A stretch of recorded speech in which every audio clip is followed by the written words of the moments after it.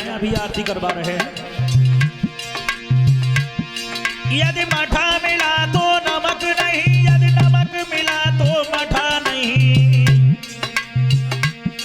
और सुबह तिले की शाम तलक लोटा भर आटा मिला नहीं।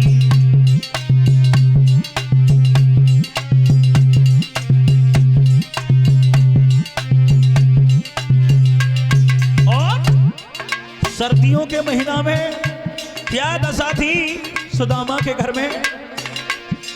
सुशीला के पास में कोई ऐसा वस्त्र नहीं जिसे ओढ़ करके ब्राह्मणी सो जाती।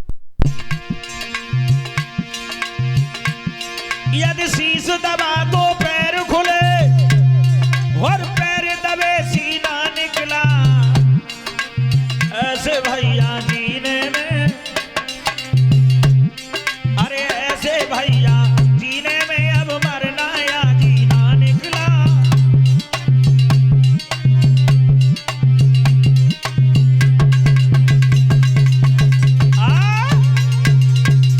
इतनी गरीबी आई, खाने तक के लाले हो गए। शाम को बन जाए तो सुबह की पता नहीं है, सुबह को खाना बन जाए तो शाम की पता नहीं है। सुशीला ने कहा, नाथ अपने मित्र से मिलने के लिए चले जाओ, आखिर हमारा कौन सा कर्म है। सुदामा बोले, तुम्हारा कर्म नहीं, कर्म तो केवल मेरा बिगड़ गया। कन्हैया मेरे बालापन का मित्र है। सुशीला ने कहा, तो अपने मित्र से केवल किए हुए कर्म की माफी मांगे आना। सुदामा बोले, वो बहुत बड़ा राजा है, और मित्र से गुरु से मिलवे के ले जाए तो कुछ न कुछ भेंट लेके जाए, कुछ है घर में। सुशीला पड़ोस में से थोड़े से चावल मांग लाई और छोटी सी पोटरी में बांध के दे दे कपड़ा में।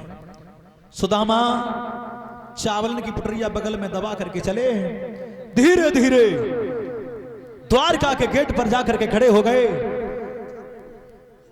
और द्वारपालों से कहा, यहां कान्हा रहता है क्या।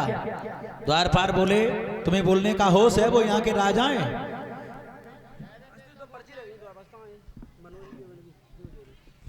सुदामा ने कहा, अरे वो भैया हमारे बालापन का मित्र है।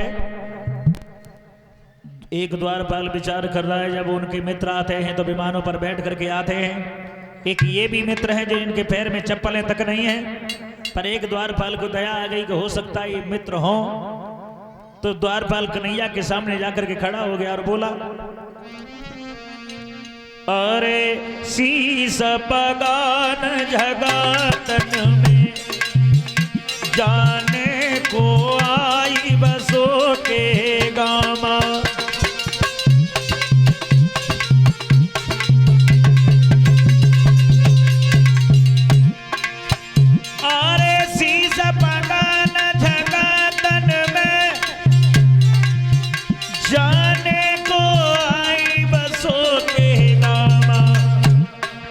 धोती फटी सिलटी दुपट्टी और बाहें पहन की नहीं सामा।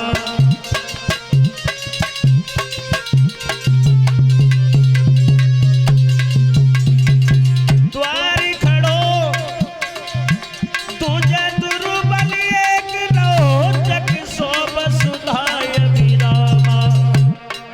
पूछत दीन दयाल को धाम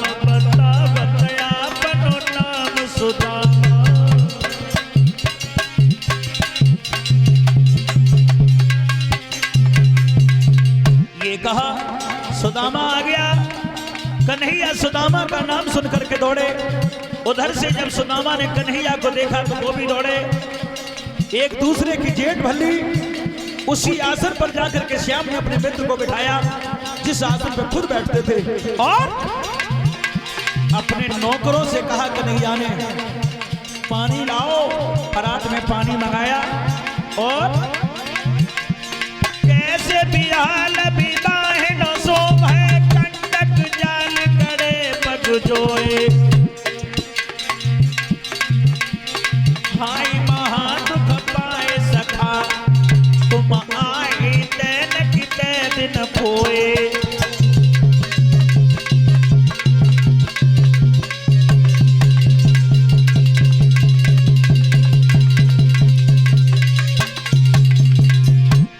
देख सुदामा की दीद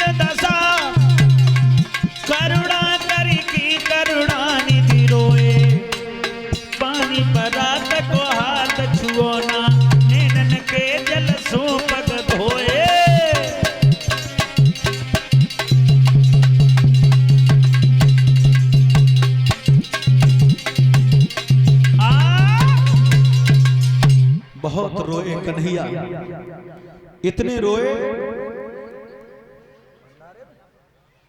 और ये 1100 रुपया फूल सिंह पंजाबी रजापुर वाले भंडारे में दान कर रहे हैं, धन्यवाद।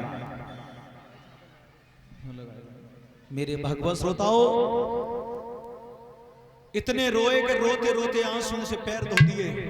ये कहा भैया आ जाए, पहले आ जाते, इतना दुख सहन किया। और भैया मेरी भाभी का हाल कैसा है? सुदामा बोले जो हाल मेरा है वही हाल तेरी भाभी का है। तो भैया मेरी भाभी ने मेरे लिए कुछ भेजा है। सुदामा विचार कर रहे इतनो बड़ो राजा अगर जाए मैंने चावल दे भेंट में तो मजाक बनावेगो। बोले भैया घर में कुछ था ही नहीं, तो तेरी भाभी तेरे लिए क्या भेज देती। कन्हैया विचार कर रहे हो रे सुदामा, जा झूठ के चक्कर में तेरे साथ कर्म है गए, पर आदत ना है झूठी। चावल वाली पुटरिया सामने धलई, बगल में से खींच गए। कन्हैया ने खाइबे को नंबर लगाओ, जो माता बहनें चावल लाई हुई से पात्र में इकट्ठे कर लें, कोई फेंके नहीं। श्री कृष्ण जी के मित्र मिलने सुदामा आए।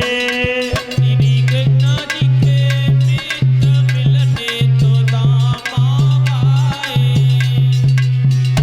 मिलने सुदामा आए, सुदामा जी आए।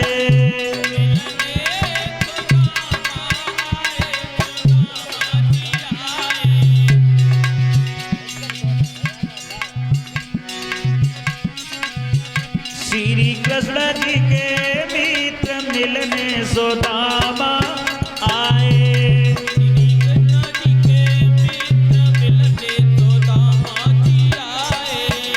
पहली मुट्ठी भर लीनी श्याम भर लीनी। पहली मुट्ठी भर लीनी श्याम भर लीनी। पहली मुट्ठी भर लीनी कन्हैया भर लीनी। पहली मुट्ठी भर लीनी कन्हैया भर लीनी। ते तो एक लोक मिलने सुदामा आए। लोक मिलने सुदामा। और दूसरी मुट्ठी भर लीनी श्याम भर लीनी। दूसरी मुट्ठी भर लीनी श्याम भर लीनी। रुक्मिणी भाव सोत मिलने सुदामा आए। रुक्मिणी भाव सोत मिलने सुदामा। बोलिए गोविंद भगवान की।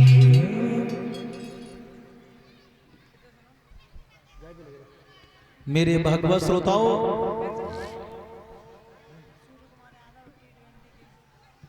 और ये 20 रुपया सूर्य कुमार यादव T20 टीम उनकी तरफ से। मेरे भगवत श्रोताओं, 4 दिन घर पे रोका सुदामा को।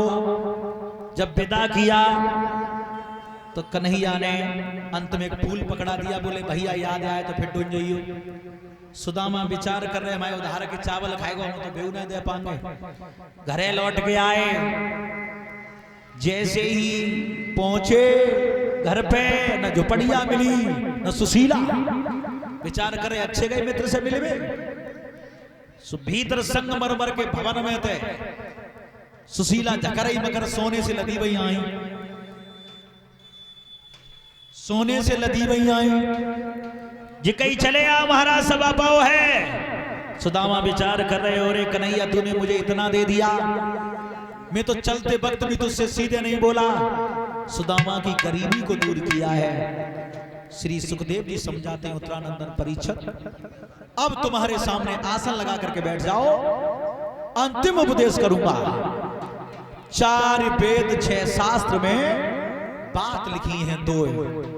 बताया 4 वेद 6 शास्त्र में बात लिखी है 2। सुख दय सुख हो तो और दुख दय दुख हो।